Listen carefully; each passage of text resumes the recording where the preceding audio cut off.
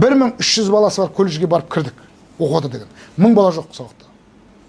Бұл бір күнде емес, ол жүйе есебінде 1000 бала сабаққа келмеген, бірақ сол 1000 балаға сабақ жүргізіліп жатыр туралы сағаттар жүріп жатқан, плюс қойылып жатқан, ол 1000 балаға стипендия жүріп жатқан, ол 1000 балаға ыстық тамақ беріп жатқан, 300 бала не біздің істеп жатқан, дайындап жатқан балалардың 97%, 96% жұмысқа тұрып жатыр деп мәлімет береді. Енді өтірікке соны есептейміз ғой. Есептетіп қарадық. Сосын маған жаңа Шөкеевтің өзінің маған ұсынған ұсынысы 2 колледж ал деді. Алдық, кірдік. Енді ананы дұрыстаймыз деп кірсек, мен ойлаған жағдайдан өте нашар екен жағдай. Өте деңгейі төмендеп кеткен, қағаз жүзінде бәрі керемет, былай қарасаң, бәрі нашар. Ол бір жинап алдық баланың бәрін.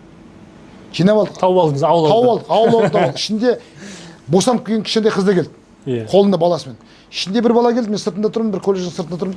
Ағама кіретін есі қайсы, сіз сен кім боласың десем, мен осы жерде оқимын. Қанша болды? 1 жыл оқимын дейді. Кіретін жерін әлі білмейді. Түсінесіз бе? Кіретін есігін білмейді колледждің. Не деген масқара?